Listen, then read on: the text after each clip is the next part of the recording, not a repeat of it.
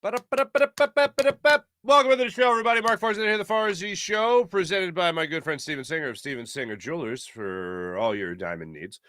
Steven Singer's got you. We got a lot of Eagles conversation to go and get to today. Nick Sirianni, I was fascinating yesterday with a couple of things that he got into. One involves his quarterback. The other involves Kobe Bryant.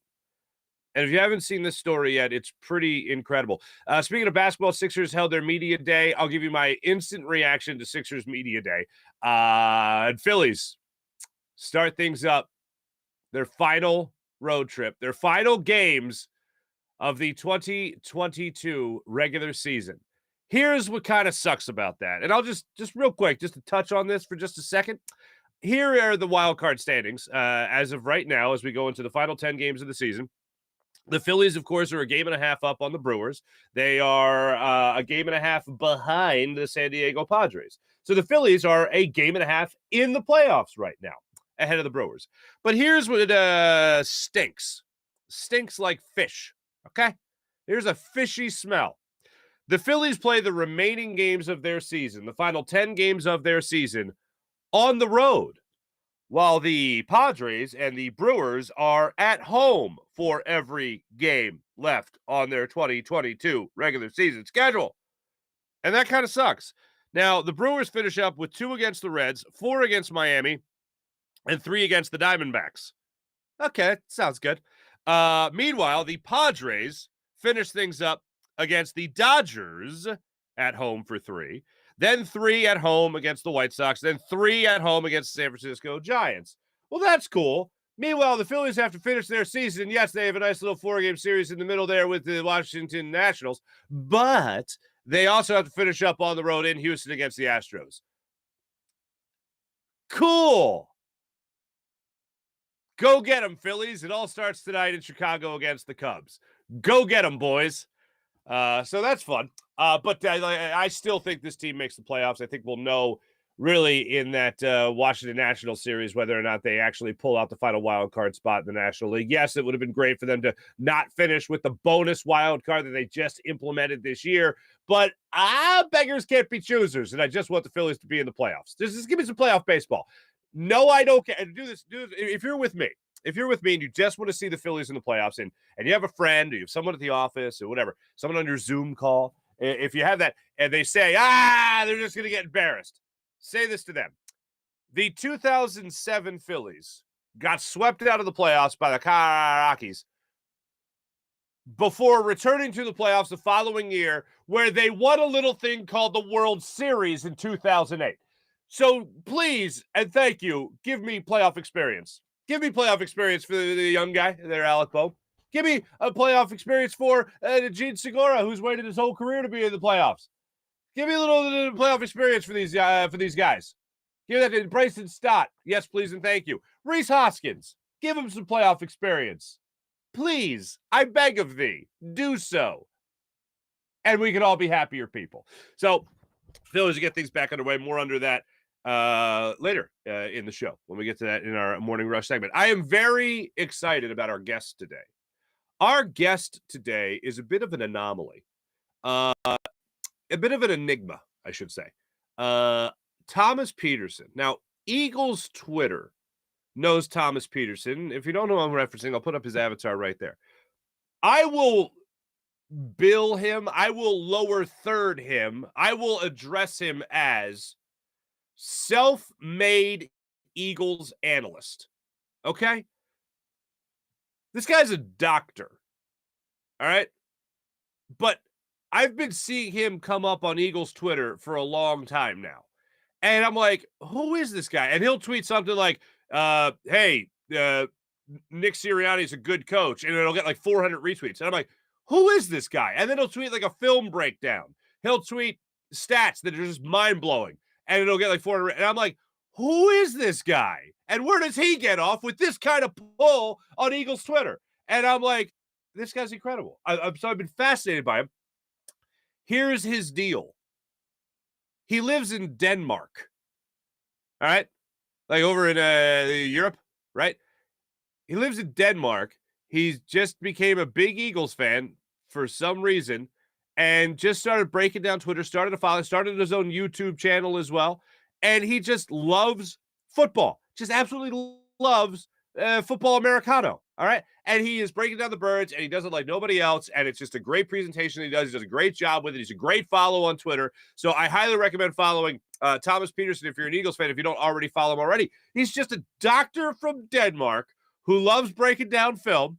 And he has amassed over 30,000 Twitter followers just by breaking it down, and like 10,000 subs on YouTube with film breakdowns. He is fascinating. I'm fascinated by his story. I finally cracked the code of Thomas Peterson on this show today, and we'll talk all things Eagles. He's got great stuff on this Washington game and the Eagles sacks that we talked about so much yesterday. I am fascinated by this guest. I'm so glad I was able to get him on the show. And all the way from Denmark, which for the kids playing at home is a 6-hour difference. They are 6 hours ahead of us in the Philadelphia area. So absolutely fascinating. We'll talk to him coming up in just a little bit. But let's talk about those Eagles real quick and what they had to talk about yesterday with Nick Sirianni addressing the media. Sixers Media Day. I'll get to my main point on that in just a second. I do have a little clip of Joel Embiid I want to play for you. But Nick Sirianni. The first thing I want to get into is something we haven't talked about much this year. We've talked a lot about Jalen Hurts and his improvement and all that, and we'll get to that. But there's two things I want to play for you with Nick Sirianni from his press conference yesterday. Went a little longer than usual. I had like a 20-minute press conference. He's usually pretty solid for like an 11-minute press conference, but he went a little longer yesterday.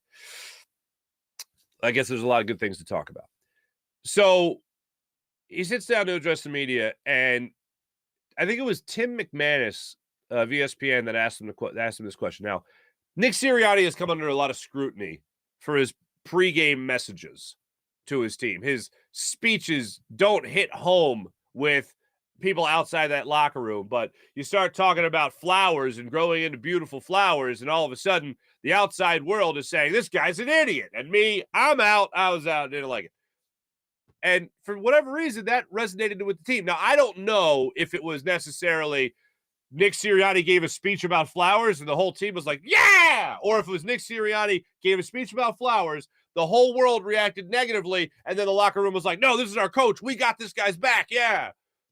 I don't know if whatever. But bottom line is, it worked. And I remember at the time thinking, this is how you address football players? Like, you could talk about, if you want to talk about roots and things growing, how about an oak tree? How about something that seems like it might have a little bit more of a powerful message, something that encourages a little bit more, I don't know, strength, or invokes the idea of a little bit more strength and sturdiness. There's a lot of things that grow roots, or that have roots and grow out of roots. And flowers wouldn't be the way I'd go with a football locker room, but that's the way Nick Sirianni went. Bottom line, it worked. Well, he did something that I actually found hilarious because it came up in my feed as well.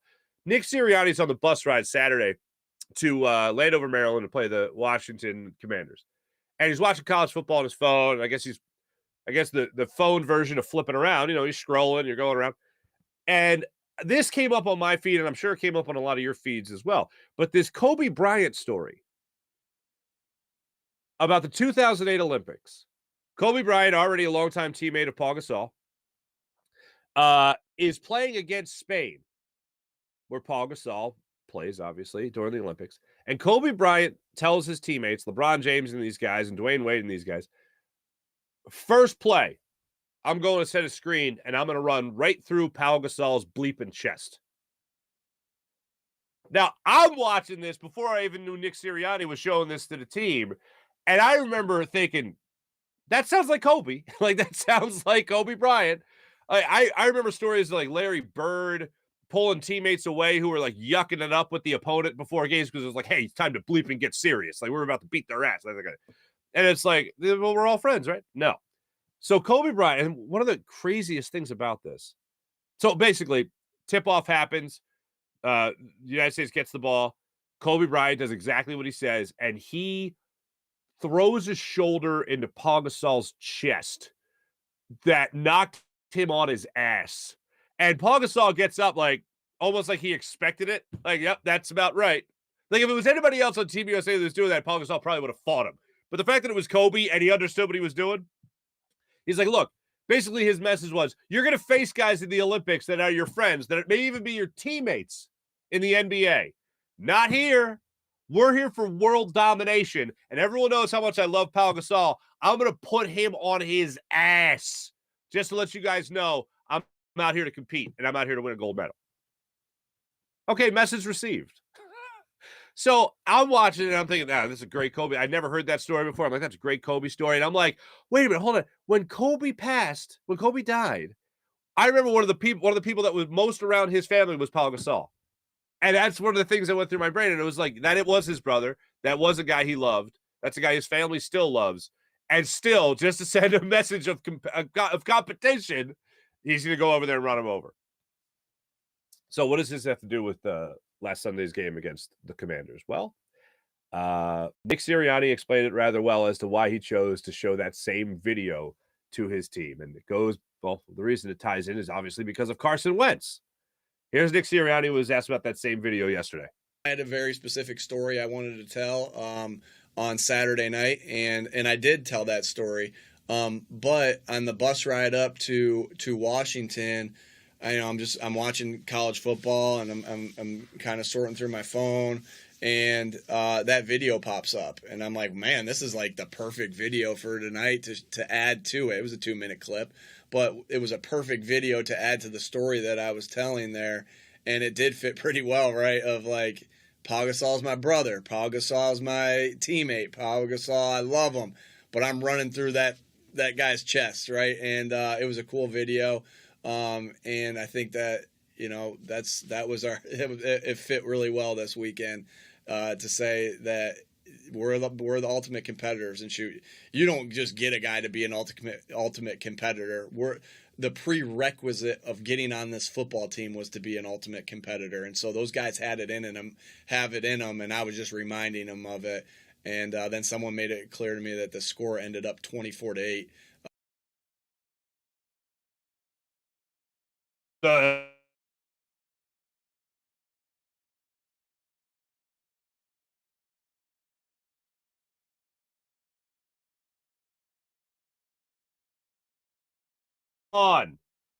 Come on. Damn buttons. It's on me, folks. It's on me. So that was Nick Sirianni and Kobe story yesterday. But you see Fletcher Cox before the game dabbing it up with Carson Wentz. You see other members of the defensive line, Brandon Graham. You see these guys going over there with Carson. You see Jason Kelce getting Carson Wentz's jersey after the game. And it was just like, yeah, they seem to like the guy. I think he rubbed a lot of veterans the wrong way. I think that's kind of what Carson Wentz's MO was here in Philadelphia. But I think some of the younger guys, I think they took a liking to him. A lot of guys, Dallas Goedert, Fletcher Cox, these guys that hunt, as Avonte Maddox told me, they went hunting with Carson. Like, they found a way to bond with this guy. But when it came to getting on the football field, it was time to run through him. And what was the result? 9 sacks. 9 sacks. And how about that? The story, or rather the final score of the game was 24-8. Obviously, Kobe Bryant's numbers. That's pretty wild. Nick Sirianni also was asked yesterday about Jalen Hurts' maturation process. And Dave Zangaro of NBC Sports Philadelphia asked him the question about how far along Jalen Hurts has come and what's the number one reason in these first 3 games that Jalen Hurts has improved as greatly as he has from last year to this year. Nick Sirianni talked about the ceiling that's going to come up a lot and why he has improved as much as he has. I don't think we've seen Jalen's ceiling. I know we haven't seen Jalen's ceiling. He just continues to get better. So I think it's just the progression that Jalen Hurts makes as a player. And why is that, right? And you guys know what I'm going to say, right? He's tough. He loves football. And those are major things that are going to help a guy reach their ceiling. And so I just think you've seen tremendous progression from him because he works at it and he loves it and he doesn't make the same mistake twice. And so he's doing a great job right now. We got to continue that. And we're working like crazy to continue to help him, put him in good positions to make plays. And Jalen's seeing the field really well right now, where he can, if we don't put him in a position to make a play, he can get us to the right play. And he's got that, and he's done some nice things there as far as his checks too. Nick Sirianni yesterday talking about Jalen Hurts and his improvement. That's what this season is about. It's a huge chunk as to what this season is about. I mean, when you think about it, A great endorsement of the quarterback, even before the season, is the roster you built around him. A great endorsement is getting a guy like A.J. Brown. And you might think, oh, well, doesn't that mean he needs more help? Well, what quarterback doesn't need more help? What quarterback doesn't want more help? What quarterback says, no, I think we're good on weapons? Nobody.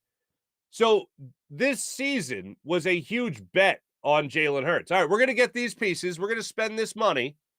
We're going to move cap numbers around, all that stuff.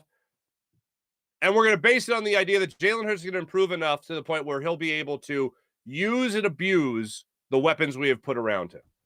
And so far, this season, Jalen Hurts, as I pointed out yesterday, not only is third in the NFL in passing yards, and they're 3-0, mind you. They're not like Carson Wentz, for instance, who has been playing from behind through the vast majority of the season and chucking it up to try to come back and get in the garbage time yards.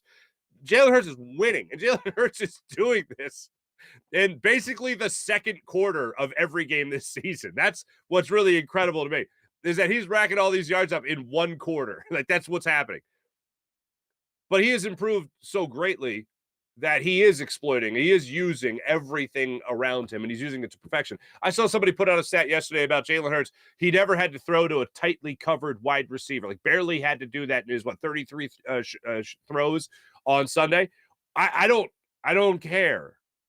I don't care if everyone was blanketed and he was threading the needle on every throw. Now, if he was doing that, yeah, that's pretty cool.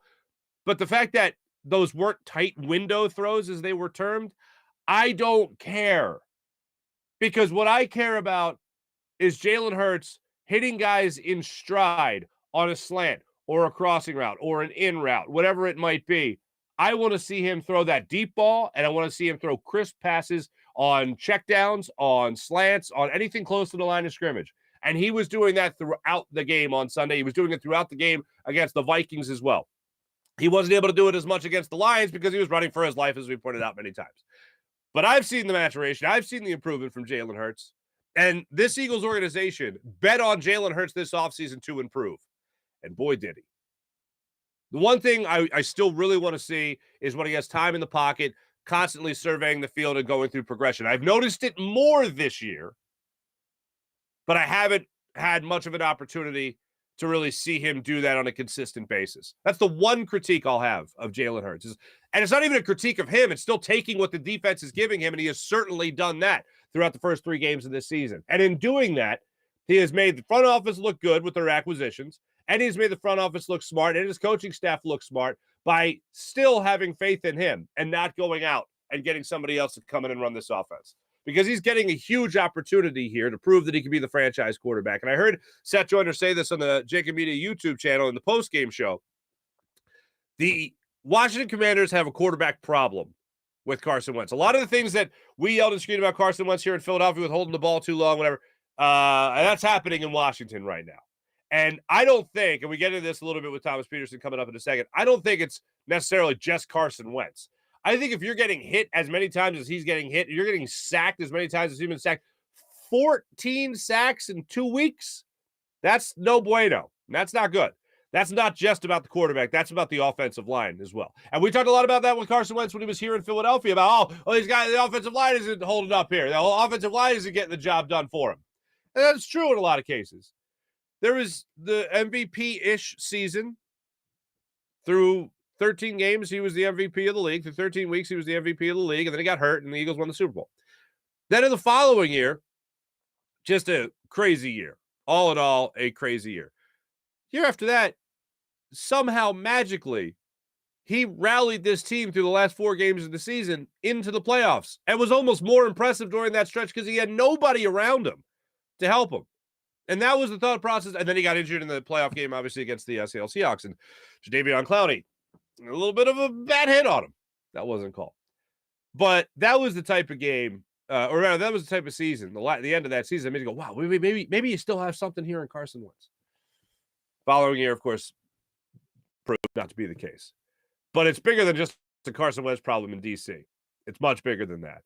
But in Philadelphia, we have a guy, this is what Seth Joyner said, we have a guy that's a franchise quarterback. In D.C., they have a quarterback problem. In Philadelphia, they have a franchise quarterback.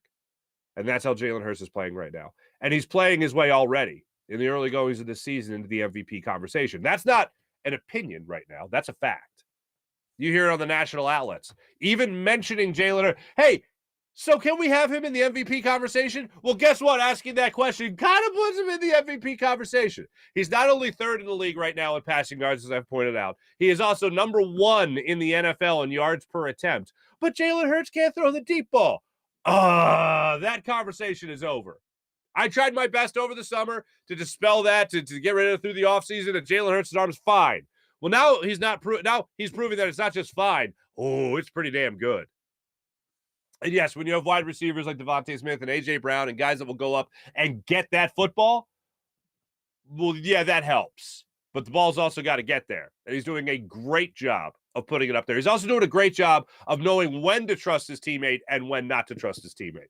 When the play is there, if he just puts the ball in the right spot, the play is there to be made. He's putting that ball in the right spot. That, to me, is the best part about his game, is the accuracy of both the deep ball and the short ball from Jalen Hurts.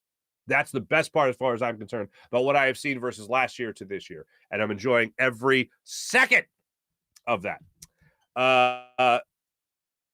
Sixers held their media day yesterday. Now, before I just get to the Sixers, I just want to touch on one thing here. The Boston Celtics. I mentioned Ime Udoka last week, and I said there's more to this story than just he had a relationship. I knew he wasn't married. I knew he had a girlfriend, or fiance rather, but I'm like, hold on a second. Why are they, like, that seems like a personal matter. Why are they suspending him for a year? This has got to be a little bit more of a stickier situation than I thought. And it was. So reportedly, it's a traveling, I don't want to say secretary, but a traveling secretary, essentially. That's a position a lot of teams have in sports. Almost every team has in sports, a traveling secretary. They book all of their travel, so it's not just a clever name. And apparently, this woman was also booking the travel for Ime Udoka's fiance, actress Nia Long. And they have a son together. And that's a big, huge no-no. Because a lot of things could stem from that. Outside of just the personal relationship, the business relationship could suffer as well. So that's why the Celtics took the action that they took. A year suspension for an affair, for breaking league policy or breaking team policy. I assume it's a policy that a lot of teams have. It still seems odd, but yeah, there was definitely more to that story than originally reported. So I don't say this to say that I was right. I say this to say, damn, son. That's some cold-hearted stuff. Yeah, and can you book my wife's travel? Okay, thanks. Yeah. All right, Sixers held their media day yesterday in Camden. They're going to go to Charlotte. They're going to go to North Carolina to hold their training camp, which is fine. Nice little getaway for the guys. I'm listening to James Harden yesterday, and I'm listening to Joel Embiid. I'm listening to Tyrese Maxey, Tobias Harris, Doc Rivers, and I like what Doc had to say about the most talented team that he's had, since he has been here, and he's absolutely right. Look, you have James Harden, and you have a bench, and you get to start the season with those guys. D'Anthony Melton, for instance, you get to start the season with him coming off the bench. PJ Tucker, you get to start the season with him in your starting five. This is going to be a very good season for the 76ers. But as I am listening, they are going to compete for the Eastern Conference title again. They are going to compete for the NBA Finals again. They're going to be one of the best teams in the NBA again. As I'm listening to him yesterday, and I'm listening to some great stuff, it kept on rattling around in my brain. This to me is a workout video. This to me is Ben Simmons shooting threes in a gym somewhere in the offseason. It's all talk. It's all hype. And look, they have media day for this very reason, to get you to talk about it, to give you as much insight into the team before they really start things off. And that's fine. But with this Sixers team, I'm at a point where it's like you tell a kid a million times to do something and they don't do it. At a point, you don't get angry. You just get disappointed. And the Sixers have disappointed greatly since the process. I mean, the Sixers have disappointed greatly since the days of Allen Iverson. I mean, let's face it. The Sixers haven't won a championship since 1983. Okay, you go off their resume, right? They have disappointed. Bottom line, they've given us great excitement. They've given us great cause for hope. They're giving us great cause for hope again this year. But, like, it's gotten past the point of, oh, God, please just make it out of the second round of the playoffs. No. Get to the NBA Finals. Like, we're past the point of, if we could just win the second round. We're well past that point. And as I hate to point out, but I feel like I need to because it's where my head's at every time. Before the process started, where were the Sixers? They were the best they played. The farthest they've advanced is Game 7 of the Eastern Conference semifinals. Game 7 of the second round of the playoffs. That's the best they've been since before the process started with Andre Iguodala and Drew Holiday. And was Andre Miller on that team? I think Andre Miller was on that team. When Joakim Noah and Derrick Rose got hurt in the first round against the Bulls, and they went to Game 7 against the Paul Pierce Celtics. That's the farthest they've advanced. And still they haven't advanced past the 7th game of the second round of the playoffs. Through the process, through the quadruple doink, through all that, through Game 7 against the Hawks, through Game 6 against the Heat last year, they still haven't advanced past that point. That's no longer the benchmark. That's no longer the line of demarcation. The line of demarcation is getting to the NBA Finals. With this team, you should get to the NBA Finals. With the way this team's assembled going into the season, with the second best player in the NBA, the runner-up to the MVP the last 2 years, Joel Embiid, you should at least get to the Eastern Conference Finals. At least. But my expectation is NBA Finals. It's the only way. So I'm listening to him talk yesterday, and I'm thinking, oh, I love what Maxey has to say. Phillies is a blue-collar city, and they work for everything, and I work for everything I have, so I try to match that, and that's great. Doc Rivers, most talent I've had. That's great. James Harden, yeah, go ahead and tweet that I lost 100 pounds. That's pretty funny. It coming out yesterday that James Harden held essentially a pre-training camp at his home in L.A. for the team to get together and just practice together, right? Like, that's awesome. I love that. But it's not about the talk for me, man. It's not about the talk anymore. It's not about the offseason for me anymore. It's about how this team actually bears fruit for this city. This city that's been extremely patient and disappointed, unfortunately. I remember right after the process, people were like, oh, you waited 3 years to play well. You think you'd be a little bit more patient. It's like, no, our patience is run out. So bottom line is, it's one of my favorite scenes in a movie because I found it to be so out of place that it was hilarious. In Fugitive, when Harrison Ford is just about to jump off the big water tunnel, whatever, the big sewer drainage tunnel, whatever it is, and he gets Tommy Lee Jones's gun. He's pointing it at Tommy Lee Jones, who's in pursuit of Harrison Ford, and he goes, "I didn't kill my wife." And Tommy Lee Jones' character looks at him and goes, "I don't care." So all that's great. Sixers look great. Sixers said all the right things. Everything was great. I don't care. I expected everything. Everything that was said yesterday is great. Sounds great. Go out there and show me you can be the best team in the NBA. Go out there and show me you can actually compete to win a title. You can win a title. Like, get to the NBA Finals. Please, at the very least, compete for the Eastern Conference title. Just give us that. Please and thank you. They've been a #1 seed, and they still got bounced out in the second round. Let me tell you, my man Thomas Peterson is coming up in just a second. My man Steven Singer of Steven Singer Jewelers, the other corner of 8th and Walnut, right here in Philadelphia. Do what I do. When it comes to your jewelry purchases, you trust one man, the man that will treat you like family, the man that will give you the perfect price each and every day. Steven Singer of Steven Singer Jewelers. One place, one price, the perfect price each and every day. Online at IHateStevenSinger.com. Now, what is the perfect price? The perfect price is what other jewelers are not doing. A lot of jewelers that mark things way up just to mark it down a couple of bucks, make it feel like you won something. You're a hell of a negotiator. Way to go. You got me with that one. No. At Steven Singer, you don't have to worry about the person next to you is paying less simply because they asked better than you did. Everyone gets the perfect price. That's why you're going to be treated like family by a real jewelry expert that will show you all the beautiful, dazzling diamond inventory throughout the entire store. It's a beautiful experience. It's Steven Singer. And Ready for Love diamond engagement ring standing by at the ready for those looking to pop the question. Steven Singer Jewelers, one place, one price, always fast and free shipping at IHateStevenSinger.com. Without further ado, let's jump on the Rothman Orthopedics guest line. Talk to our new friend who does play the Farzy 5 all the way from Denmark. Self-made Eagles analyst. Thomas Peterson joins us on the Rothman Orthopedics guest line.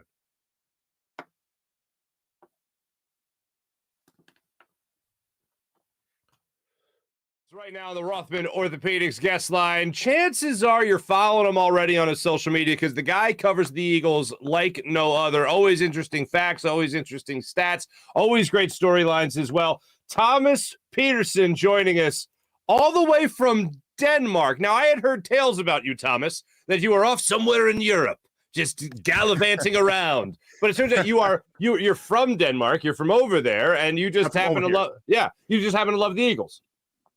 Yeah. Like surprisingly many Europeans like kind of just pop up out of nowhere. And the trend that I'm getting is that fans over here, while we're not that many, because it's not that big of a sport over here, usually they're pretty die hard. I mean, stay up until late at night to watch games and really dig deep into the team. And some of them know what they're talking about. Yeah.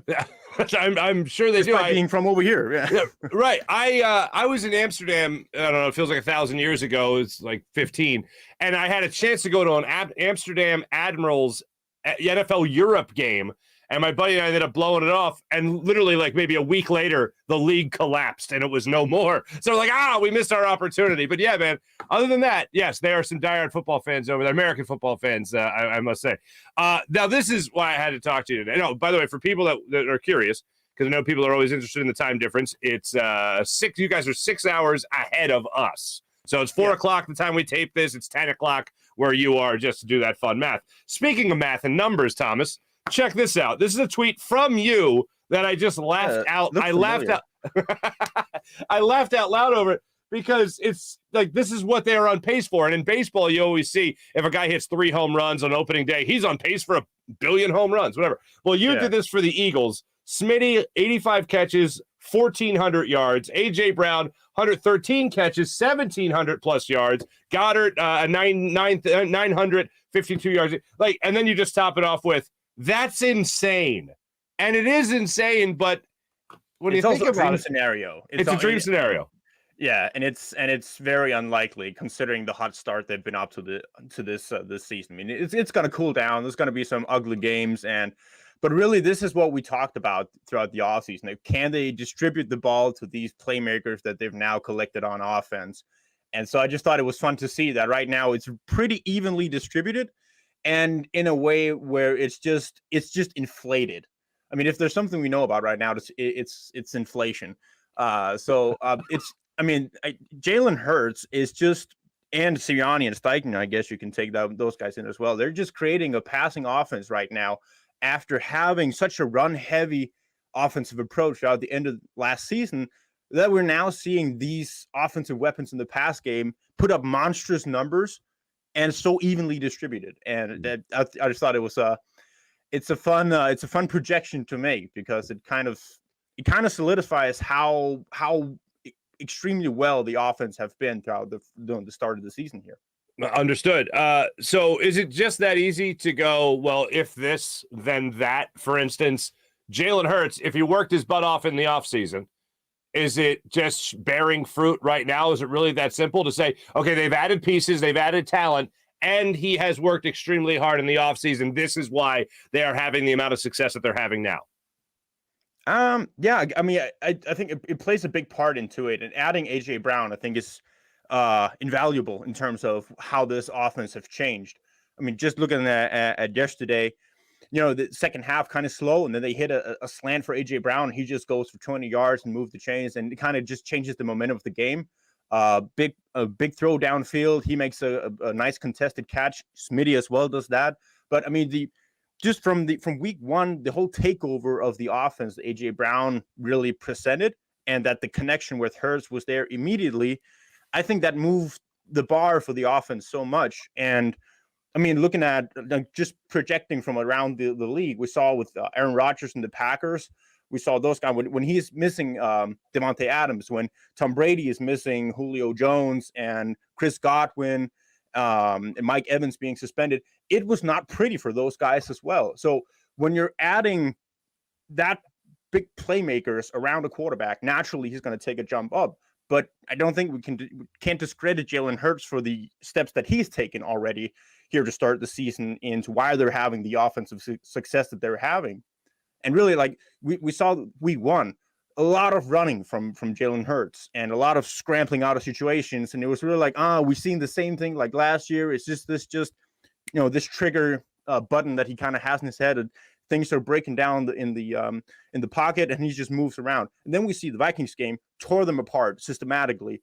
And then here in the Washington game again, kind of the same thing with the Lions. A ton of man coverage, but not as much pressure as the Lions were sending at him, and he still was able to make big plays down the field with both Goddard, AJ, and Smitty. When it comes to just their quarterback, when it comes to just Jalen Hurts, evaluating him, have you seen a big jump forward from last year? It's talent obviously helps, but just in terms of his play, how big of a step forward have you seen him take so far?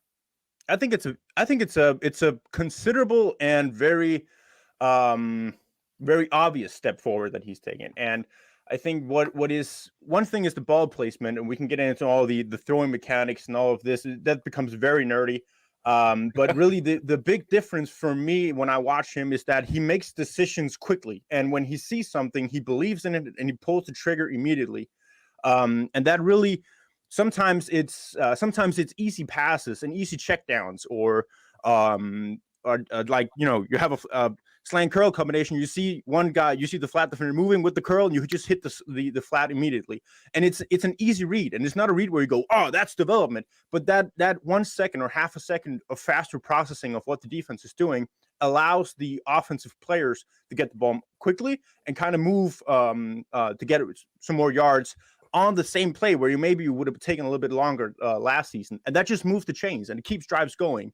And then it sets up these play action deep passes where obviously he's hitting those. I mean, the one for AJ Brown in week 1 against the Lions, that was a drop, that was a dime. I mean, that just hit right where it's supposed to. And then we also see some of the plays here against Washington where it's more up in the air, it's more up to the wide receiver to make the play on the ball, and he's giving his guys chances. That really kind of goes back to having playmakers like a Smitty and like an AJ who can do that.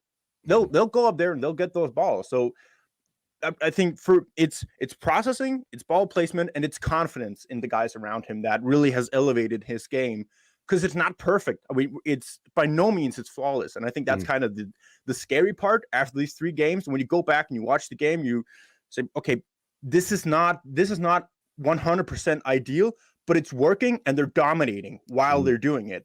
So, I mean, he preaches it to the guys all the time that we can still go out there. We can still play better. They haven't even scratched the surface of potential for the offense. And with everything we're hearing about how hard of a worker he is, and we see the bond between these guys, man, it can be scary down the road, I think. I absolutely agree with you. I think the rest of the NFL would consider it scary, especially when you think about the fact we haven't even talked about the defense yet. The defensive line is coming off a 9-sack game. One of them went to TJ Edwards. Brandon Graham had 2.5 sacks. I mean, it was just a crazy game. Was it the Eagles' defensive line being that dominant, or is the Commanders' offensive line just terrible? I think it's a good combination. Because famously from that game, the most crazy thing it had like 17 quarterback hits, something crazy like that.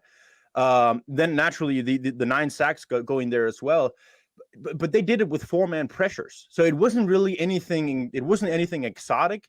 Like we saw against the Vikings, they had a ton of 5-man pressures with TJ Edwards as the free blitzer. Got in there, got a bunch of QB hits on Kirk Cousins as well. That wasn't the case against Washington. But I think it was more a combination of the Washington offensive line. I think that was a big part of that in the first drive where they had 3 sacks already, kind of rattled Carson Wentz into seeing some of the things that we very well know from his time in Philadelphia, that when he gets hit a lot, he starts to see ghosts a little bit. He doesn't really trust people down the field. He'll start to extend plays in the pocket and get hit more often. So I think there was also a product of that, but not to discredit the defensive line. I think they played a terrific game. Jordan Davis, we really saw him eat up a bunch of double teams in there to get Fletcher Cox in some one-on-one situations, and he really took advantage of that. With, I think he had a couple sacks, 2 sacks maybe. Josh Sweat, Josh Sweat, he's been terrific on tape in the 2 first weeks. That just hasn't really showed up in the stat sheet yet. And the way that guy can bend off the edge and still, like, in absurd angles, get his hand on the quarterback is something that pays off in a game like that, where he's getting a couple sacks in there. So I think it was a combination of the Eagles defense taking advantage of a bad offensive line and Carson Wentz doing Carson Wentz things in the pocket after getting hit a couple times. So really nothing exotic from Jonathan Gannon. I think it's more credit to the individual performance of the defensive line more than Jonathan Gannon drawing up stuff. That was more the case against the Vikings. That was a really good job of making timely blitzes and getting Kirk Cousins rattled. Yeah, the thing that sticks out to me for the Vikings game is Troy Aikman saying, "And here's another blitz from Jonathan Gannon," and I'm like, "What?" But it maybe what is that? Yeah, exactly. What planet am I on? But am I back in Amsterdam? Anyway, so when it comes to the word exotic, I don't want to use it for this, but just use the word different. Maybe Hassan Reddick had his best game as an Eagle. Did you see Jonathan Gannon maybe lining him up different? Did you see him being used differently at all defensively, or was he just winning his battles like everybody else on the defensive line? Yeah. Hassan Reddick, his sacks, it wasn't like he was totally beating his guy. I mean, it was kind of it was more of one of the sacks was he has a terrific motor. We knew this. He's never going to give up on a play. So one of them, he kind of goes for the edge, doesn't really win it too much, but Carson Wentz extends the play and he gets the hit on him. Coverage. Carson Wentz can't find people, something like that. And then the second one is him getting to the edge and doing a fantastic job of reaching his arm in there. And as Carson Wentz is trying to throw the ball, he hits Hassan Reddick's hand.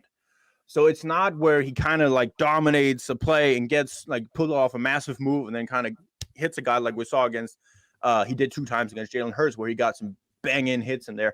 So, but again, not to discredit his rushes, but it wasn't really different from the other games. It wasn't like he was being used in a new way against Washington. He made the most of the opportunities when he had those. But it wasn't. I won't say that Reddick's game was more impressive than BG, Sweat, Cox, Milton, or even Jordan Davis for that matter. But he just cashed in on a couple of good plays with high motor. Gotcha. Okay. Let me ask you this. When it comes to your expectations before the season and your expectations now 3 games in, have your expectations changed at all? What do you think the ceiling is for this Eagles football team? Ceiling is Super Bowl for the Eagles, because they're, stacked on both sides of the ball. The progression that Hurts has made. Really, we said this in the offseason. If Jalen Hurts can take the jump, this team is loaded on both sides of the ball, on all position groups, that barring injury, and they do have a lot of depth on the team, the ceiling is a Super Bowl win. But it really a lot of factors play into this. We know this. But it's super encouraging to see what the team has done already. And even though it's Washington, Lions, and Vikings, we're going to hear the argument a bunch of times that it's not the 3 biggest teams or the 3 strongest opponents.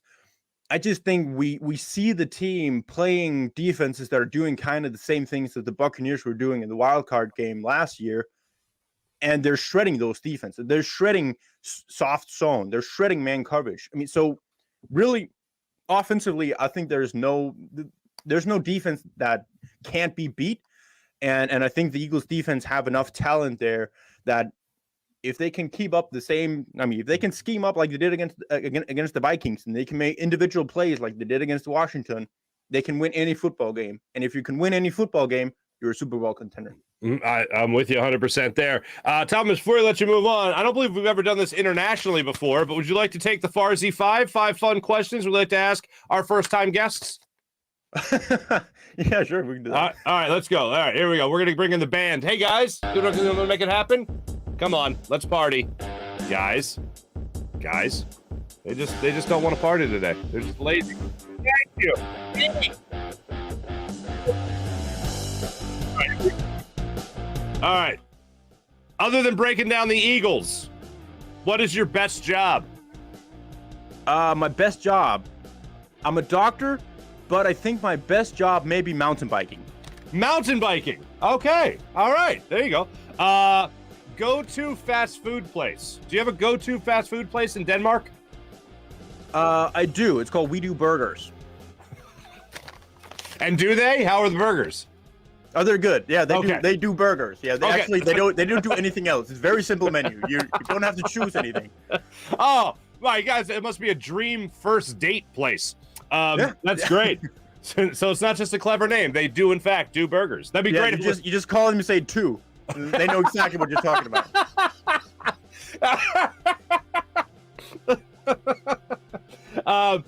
Perfect segue. First date deal breaker. You're on a date. Your date does this, and you're like, I'm out.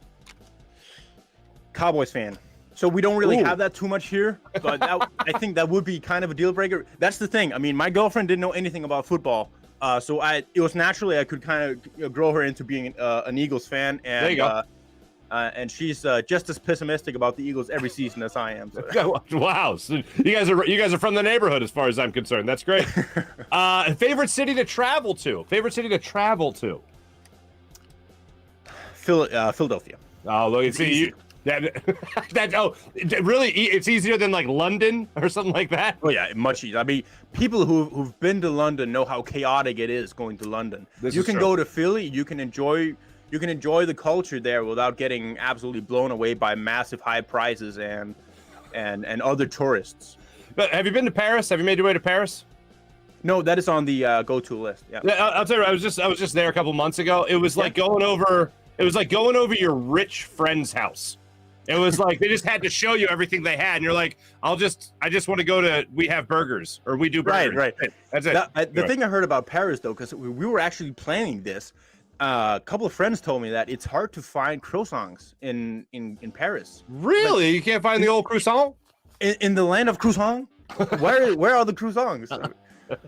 They shipped them all to Italy. They call them cornettos. They're delicious. They stuff them. Yeah, man. There's so many of them, man. Yeah. And then here you go. I'm interested to see how you answer this one. What makes you beep your horn in traffic? People driving too slow in the overtake lane. There you go. You know what? Everyone says when you talk about Europe, people are just like, they're just so relaxed over there. Not when they're driving, they're maniacs. But yes.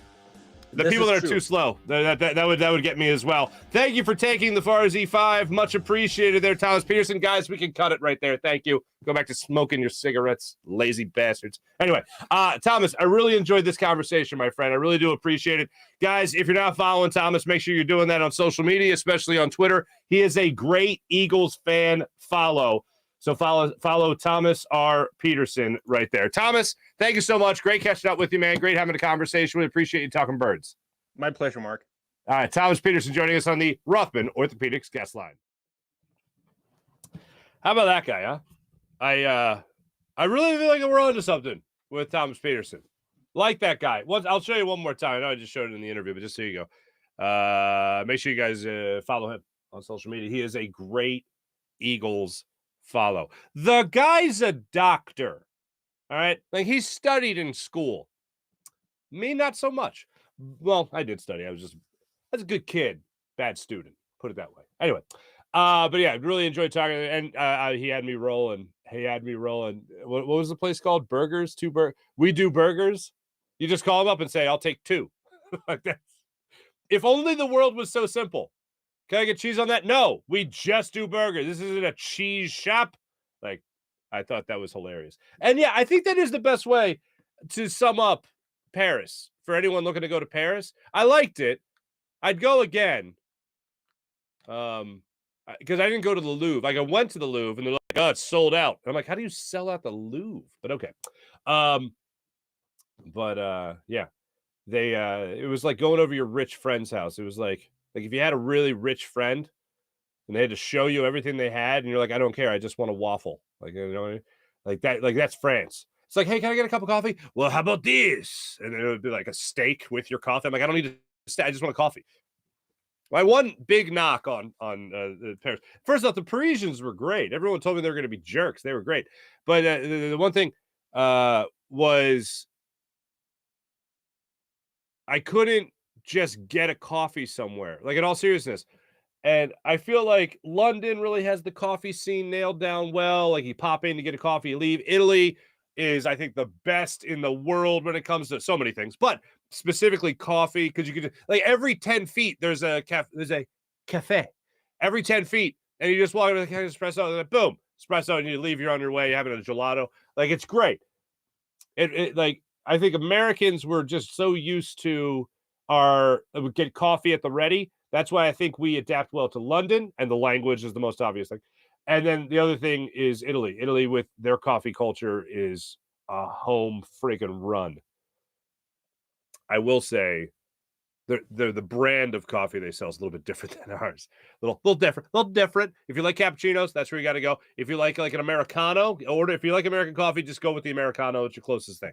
But there you go. And yes, it is true. If you order a latte, they give you a glass of milk because that literally means latte. Anyway, really enjoyed that conversation with Thomas Peterson. And how about the improvement with Jalen Hurts? He didn't seem as impressed with Jalen Hurts' improvement as I did. Definitely looked at the weapons. And then the defensive line, I think he's totally on point. The Washington defensive line is terrible, but the Eagles defensive line, the Washington offensive line is terrible, but the Eagles defensive line is pretty damn good. And it was the perfect storm with the extra added motivation of Carson Wentz being on the other side of that line of scrimmage. Really enjoyed that conversation. Give Thomas a follow as well. Let me tell you about the great people of Manscaped. Ladies and gentlemen, manscaped.com. Get 20% off and free shipping with promo code Farzy at manscaped.com. Get their Platinum Package 4.0 because, fellas, you want to look good everywhere, right? Both on top of the clothes and underneath them. You know what I'm saying? The Platinum Package 4.0 includes the Lawnmower 4.0 trimmer, the Weed Whacker ear and nose hair trimmer, and it all comes with skin-safe technology that helps reduce the risk of nicks so you can manscape with confidence and comfort. Plus, the ultra-premium body wash, 2-in-1 shampoo, conditioner, deodorant, crop preserver, anti-chafing ball deodorant, crop reviver, ball spray toner, and anti-chafing boxers, and the Shed travel bag that you'll be using to tote around the goods, that you'll be using to take care of your goods from Manscaped. Manscaped, the leader in below-the-waist grooming. Once again, 20% off and free shipping with promo code Farzy. Join 4 million men worldwide who trust Manscaped by going to manscaped.com. How about Freestone Farm CBD? FreestoneFarmCBD.com. Use promo code Farzy at Freestone Farm CBD, FreestoneFarmCBD.com, and you'll get 20% off. You'll enjoy their insane tropical tasting Bayox that clocks it in a chart-topping 24.1%, and Super CBD, which is half Hindu, Kush, and 21%.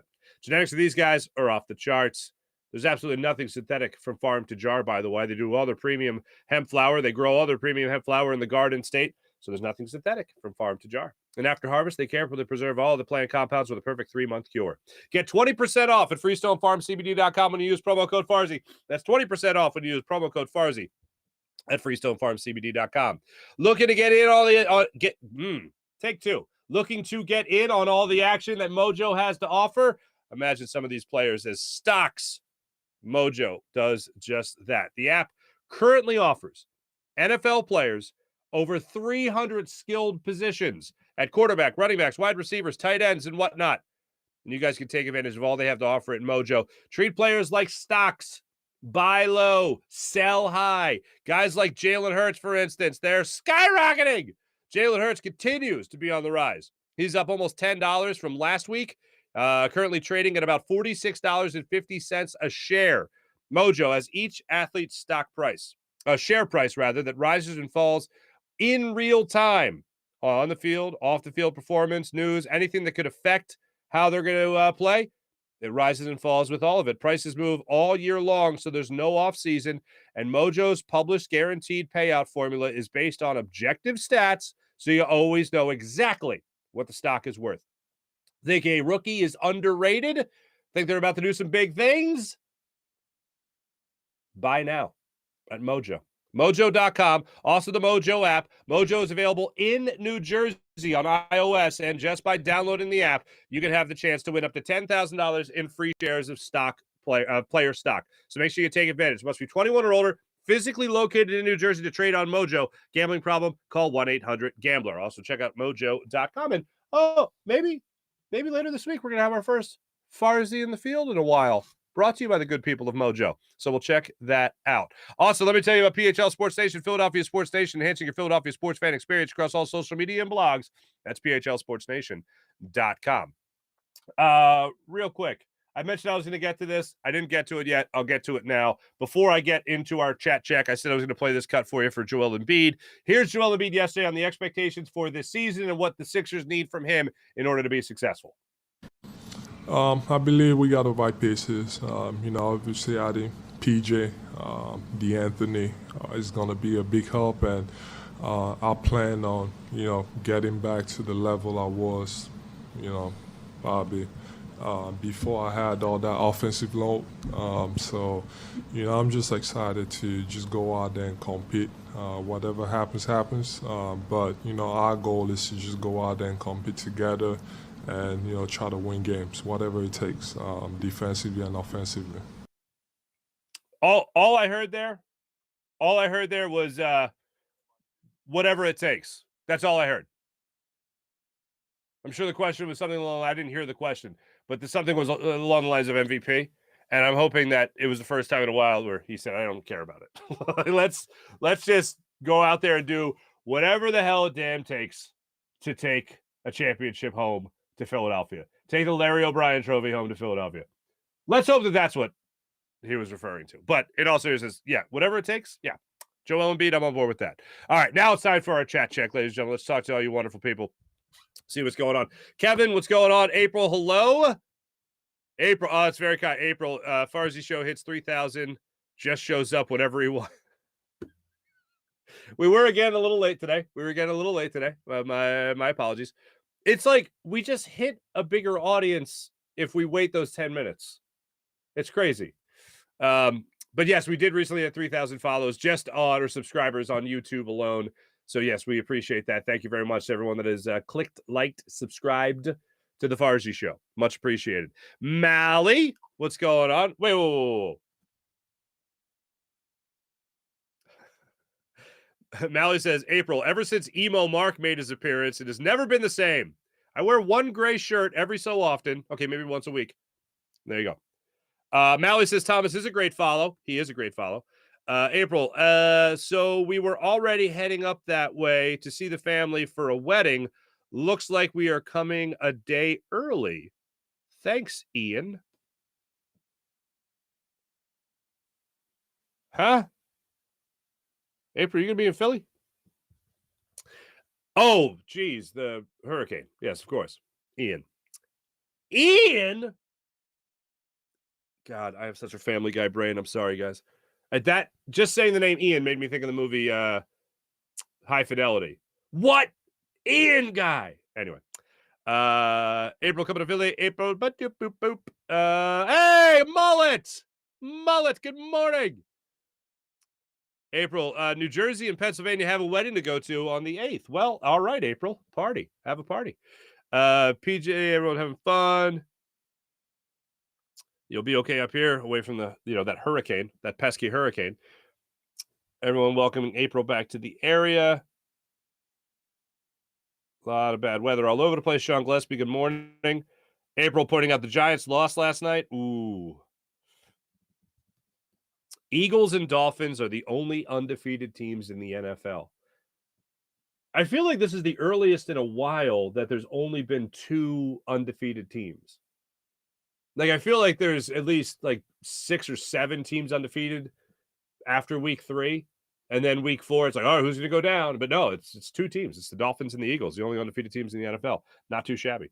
Phillies magic number was 4 or less. Oh, if the Phillies magic number was 4 or less, I'd be certain about them making the playoffs. 8 at this point is simply too much. If they miss, I don't want to imagine this coming off. Oh, gosh, yeah. I don't want to imagine this coming off season. Mihai Sanchez, I'm with you. Like, this would be such a collapse. Like, looking at the standings again, just to look at it and be like, oh, it's a game, you're a game and a half up. They could certainly lose that. That wouldn't be a huge collapse. Well, to think that like 2 weeks ago, they were the second wild card team, and now they're pretty much between They're a game and a half behind the Padres and a game and a half up on the Brewers, and they're sitting in that second wildcard spot. Yes, a game and a half shouldn't be known as a huge collapse, but with 10 games left in the season and you've been in a playoff spot at least for like 2 months, yes, to me it would be a collapse.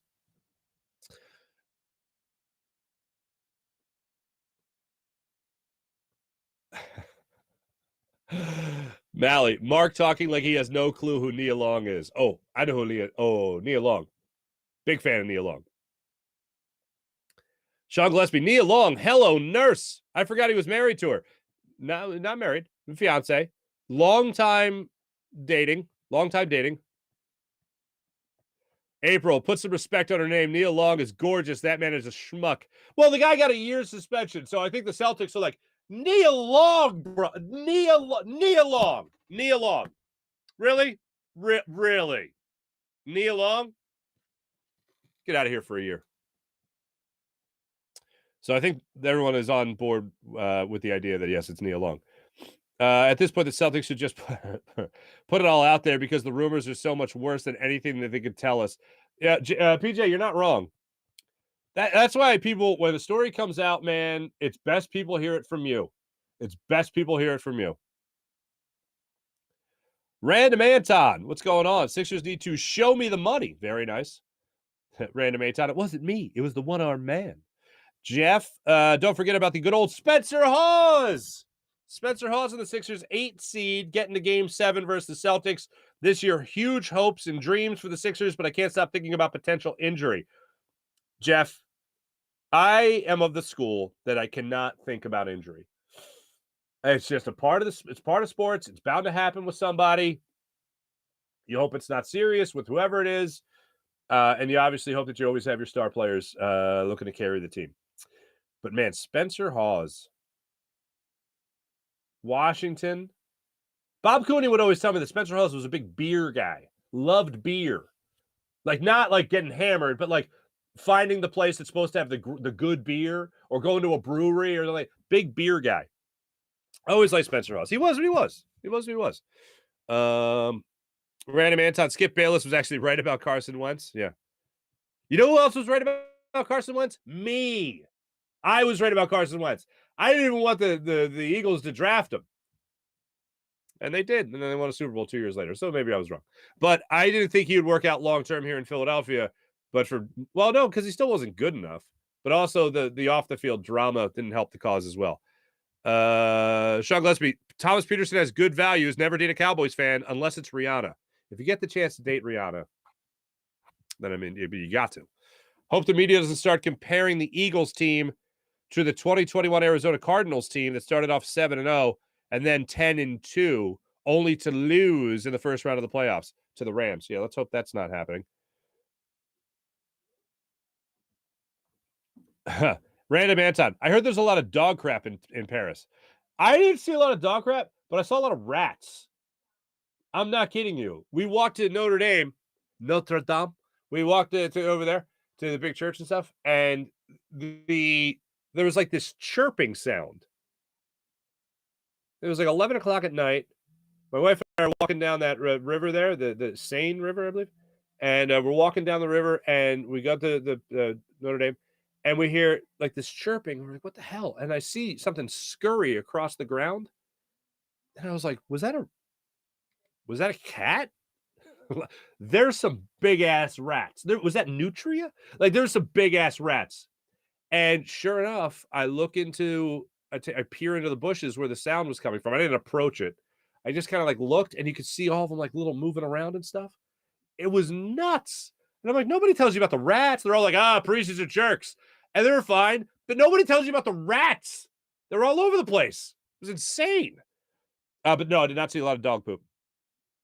And I think I told you when I got back that the Eiffel Tower is brown. I always just thought it was like this big black steel structure, and it's brown. It was like almost like a mustard yellowish brown.